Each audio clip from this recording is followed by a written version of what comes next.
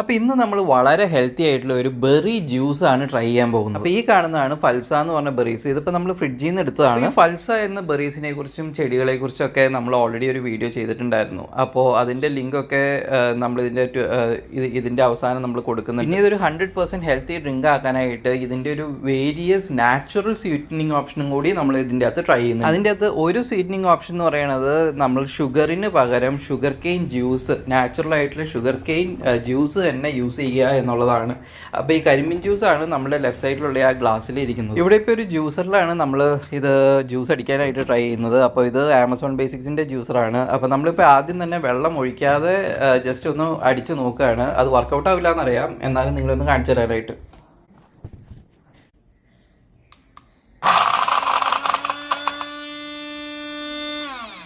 അപ്പോൾ ഇതാണ് നമുക്ക് വെള്ളം ഒഴിക്കാതെ ജ്യൂസറിൽ ട്രൈ ചെയ്യുമ്പോൾ സംഭവിക്കുന്നത്. അപ്പോൾ നമുക്ക് കുറച്ച് വെള്ളം കൊണ്ട് ഒഴിച്ച് കൊടുത്തിട്ട് വേണം നമുക്ക് ഇത് ട്രൈ ചെയ്യാനായിട്ട്. അപ്പോൾ ഒരു 1:1 റേഷ്യോയിലാണ് ഇപ്പോൾ തൽക്കാലത്തേക്ക് വെള്ളം ഒഴിച്ച് കൊടുത്തേക്കുന്നത്.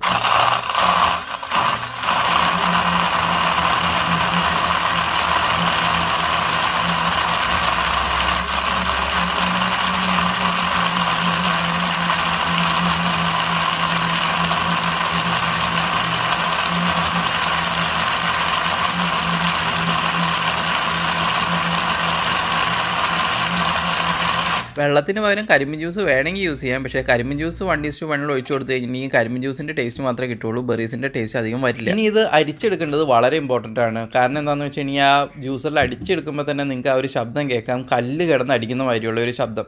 അത് ബേസിക്കലി ഇതിൻ്റെ സീഡാണ്. ഇതിൻ്റെ സീഡ് നല്ല കട്ടി കൂടിയ സീഡാണ്, കല്ല് പോലെ ഇരിക്കും. അപ്പോൾ അത് നമ്മൾ അരിച്ച് മാറ്റിയില്ലെങ്കിൽ നമുക്ക് കുടിക്കാൻ പറ്റുന്ന രീതിയിലായിരിക്കില്ല ഈ ജ്യൂസ് വരിക. അപ്പോൾ ഇത് നമ്മൾ തേങ്ങാപ്പാലൊക്കെ എടുക്കുന്ന മാതിരി 1-ാം പാൽ 2-ാം പാൽ 3-ാം പാലൊക്കെ എടുക്കുന്ന മാതിരി നമ്മൾ ഇതിൻ്റെ അകത്ത് കുറച്ച് വെള്ളം ഒഴിച്ച് അത്യാവശ്യം ജ്യൂസ് പുറത്തെടുക്കേണ്ടത്. അപ്പോൾ നമ്മൾ ഓൾറെഡി കുറച്ച് ഫൽസൈഡിയാണല്ലോ ജ്യൂസ് എടുത്തുള്ളൂ. ഇനിയിപ്പോൾ ബാക്കിയുള്ളതിൻ്റെ ജ്യൂസ് എടുക്കുമ്പോൾ ഇനി നമ്മൾ വെള്ളമായിരിക്കില്ല യൂസ് ചെയ്യുന്നത്, ഈ എടുത്തേക്കുന്ന ജ്യൂസ് തന്നെയായിരിക്കും യൂസ് ചെയ്യുന്നത് വെള്ളത്തിന് പകരം.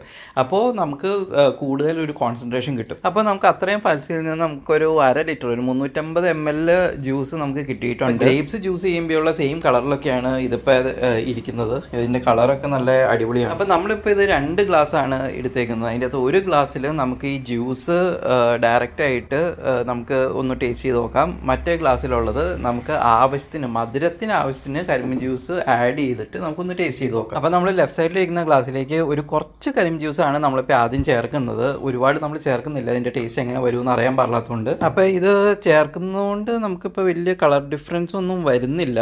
ഒരു ചെറിയൊരു ഡാർക്കർ ഷെയ്ഡ് കൂടി വരുന്നുണ്ടെന്നല്ലാതെ വേറെ കളർ ഡിഫറൻസ് ഒന്നും നമ്മളിപ്പോൾ കാണുന്നില്ല. ഇനിയിപ്പോൾ ഇത് രണ്ടും ഒന്ന് ട്രൈ ചെയ്ത് നോക്കാം കേട്ടോ.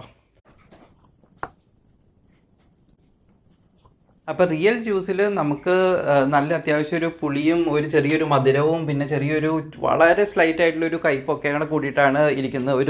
ഒരു ഫ്രൂട്ട് ഔട്ട് ബെറി ഫ്ലേവർ നമുക്ക് കിട്ടുന്നുണ്ട്. ജ്യൂസ് ചേർത്തേക്കുന്നതിൻ്റെ ക്വാണ്ടിറ്റി കുറഞ്ഞു പോയത് കൊണ്ടായിരിക്കും മറ്റേതിന് വലിയൊരു സിഗ്നിഫിക്കൻറ്റ് ഡിഫറൻസ് കാണിക്കുന്നില്ല. പക്ഷേ എന്നാലും പുളി അത്യാവശ്യം കുറഞ്ഞിട്ടുണ്ട്.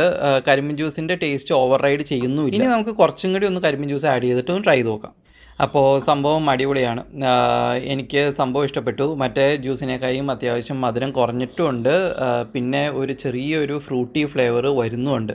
അതായത് നമ്മുടെ ഒരു ഗ്രേപ്സിൻ്റെ ഒക്കെ ഒരു ഫ്ലേവർ വന്നു തുടങ്ങിയിട്ടുണ്ട്. ആ പുളി നല്ലോണം കുറഞ്ഞു അത്യാവശ്യം. പിന്നെ അതുമല്ല കരിമ്പിൻ ജ്യൂസിൻ്റെ ആ ഒരു ടേസ്റ്റ് പ്രിഡോമിനൻ്റ് ആയിട്ട് കാണിക്കുന്നുമില്ല. ഇതൊരു ബെറി ആയതുകൊണ്ടായിരിക്കാം, ഇത് നല്ല പുളി ആയതുകൊണ്ടായിരിക്കാം അത് കാണിക്കുന്നില്ല. പിന്നെ ഒന്നും ചേർക്കാത്ത റിയൽ ഫ്രൂട്ട് ജ്യൂസും ഫൽസ ഫ്രൂട്ട് ജ്യൂസും അത്ര മോശമൊന്നുമല്ല. നമുക്ക് ആ റിയൽ ആയിട്ടുള്ള ആ ഒരു ഫ്രൂട്ടിൻ്റെ ഫ്ലേവർ കിട്ടണമെങ്കിൽ അതാണ് ഏറ്റവും ബെസ്റ്റ്. ഇനി ഇതാണ് അടുത്ത നാച്ചുറൽ സ്വീറ്റനിങ് ഓപ്ഷൻ. ഇത് മിറാക്കിൾ ഫ്രൂട്ട് എന്ന് പറഞ്ഞിട്ടൊരു ഫ്രൂട്ടാണ്. ആക്ച്വലി പുളിയുള്ള സംഭവങ്ങൾ നമുക്ക് മധുരമായിട്ട് തോന്നിപ്പിക്കുന്ന ഒരു ഫ്രൂട്ടാണ് ഇത്. ഇത് കഴിച്ചിട്ട് പുളിയുള്ള സാധനങ്ങൾ കുടിച്ചു കഴിഞ്ഞിട്ടുണ്ടെങ്കിൽ.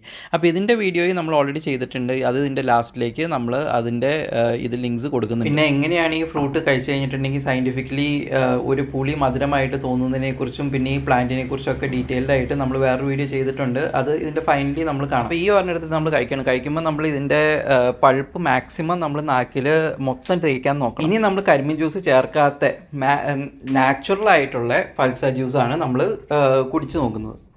അടിപൊളി മധുരം, റിയൽ ഗ്രേപ്പ് ജ്യൂസ്, നല്ല മധുരം ഇട്ട് നല്ല ഗ്രേപ്പ് ജ്യൂസ് പോലെ ഇരിക്കും.